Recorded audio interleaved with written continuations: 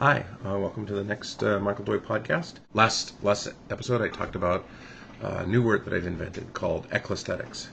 And today I want to keep talking about Ecclesthetics. And if you don't know what I mean when I say Ecclesthetics, please go look at my other podcast because I've taken great pains to describe this brilliant new concept, and you should appreciate my brilliance before you come back and get more of it. Seriously. So Ecclesthetics is the way in which we look at a community of faith or a way of believing and decide whether it is beautiful or not. And so why have I bothered to invent the term Ecclesthetics? Because of this book here, Transforming Christian Theology by Philip Clayton. In this book, Philip Clayton proposes that maybe it is a good time for us to rethink what the act of doing theology is, because it kind of has come to his attention that mostly what professional theologians do is write papers for other professional theologians, and that doesn't seem maybe like the best use of those people. And so I love this book because there's a lot of bravery and humility in suggesting that the very thing that I do for a living might not be the best thing that we could be doing.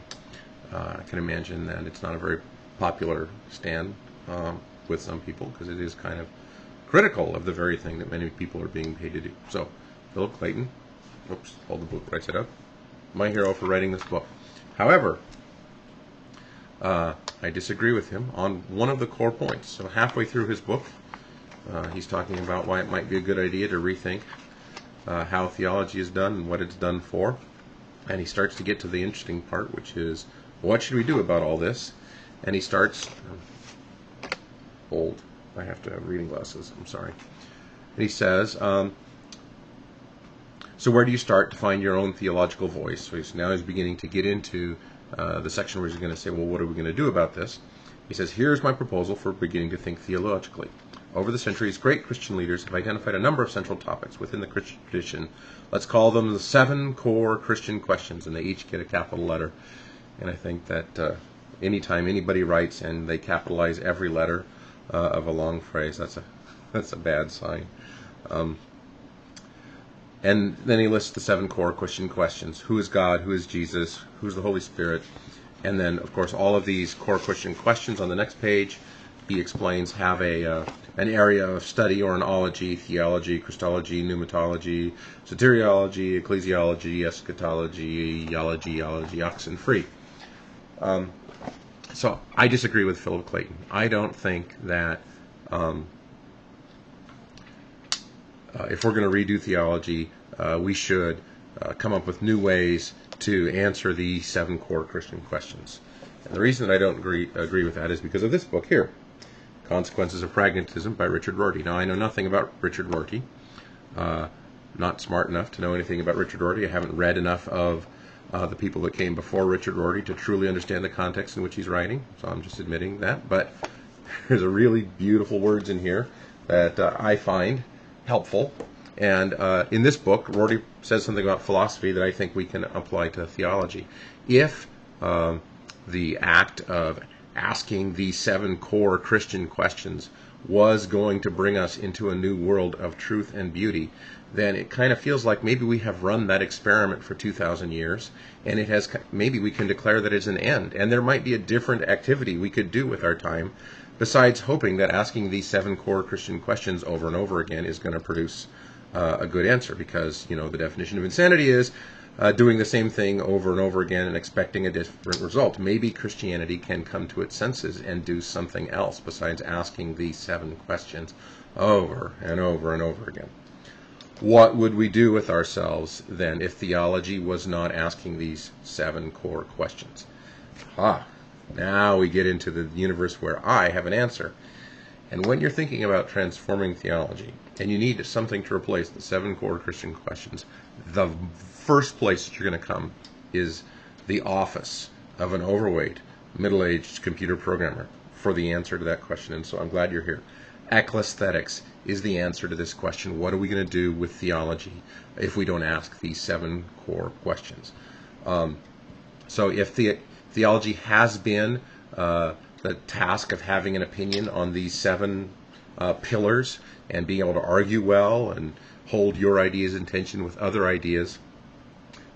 Maybe theology needs to be instead more of an aesthetic or ecclesthetic activity. We are going to replace the act of having beautiful ideas or beautiful arguments or beautiful constructs formed by opinions on the 7 core Christian questions with instead having beautiful communities of faith and being able to observe these communities of faith and ask interesting questions about them and criticize them and encourage them. I even think maybe this is not even a new idea. We find this guy named Aquinas says, we know things better through love than through knowledge. That seems to point to a way of thinking about faithfulness more in an aesthetic sense or ecclesthetic sense than in a study of knowledge of or an ology sense. Thinking of the theological task as an ecclesthetic task, I just like using a word that I invented. I'm going to make this a word if it kills me. I'll have to invent a new definition if this one doesn't catch on. Thinking of the theological task as an ecclesthetic task opens up some really interesting possibilities. One is the problem that theology has of dealing with people that you disagree with. If I have a particular soteriology and a particular eschatology, we have proven that it's really hard to get along with people who have the opposite or strongly different views on those things. We are not buddies. We are enemies because these are ologies, these are theories about God, about the very thing that we care about. But if I have ecclesthetic choices that I have made about what is beautiful, and I have a community that's beautiful, and you have different ecclesthetic choices, we can still be passionate about our ideas and really think that our ideas are working better without becoming enemies of someone who's made different ecclesthetic choices.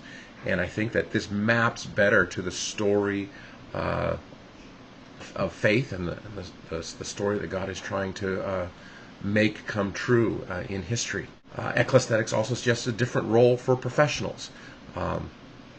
The professionals are going to become grand masters who take on apprentices, or the professionals are going to become critics who can applaud new things that are coming, that can criticize things that have become old or things that have become stale, or criticize things that are retreads that haven't been made fresh and made new. And so the ecclesthetic critics are always a force pushing the people of God into the future that God is calling us into. Another great possibility about ecclesthetics is it might make it easier to share what was previously the theological task between the experts and the people or the non-experts, because people know what they like, and they can't maybe be as articulate about why they like it as an expert. But they can say, yeah, I like that thing, and you can be part of a conversation with somebody about things that you like, without being an expert. And so you can have an ecclesthetic sense about what makes a church beautiful, or what's attractive to you about a particular way of being faithful. Have a discussion with an ecclesthetic critic, and you'll probably have a much more fruitful discussion than you could if you were arguing about realized eschatology. So I'm trying to keep this short, and this one has been way too long, but I've made some bold claims about ecclesthetics as a replacement for theology, and I'm going to have to stop now. Tomorrow I want to talk about some dangers about ecclesthetics, and I hope that I still have people willing to watch this podcast when we get to there. Thanks for watching. Bye.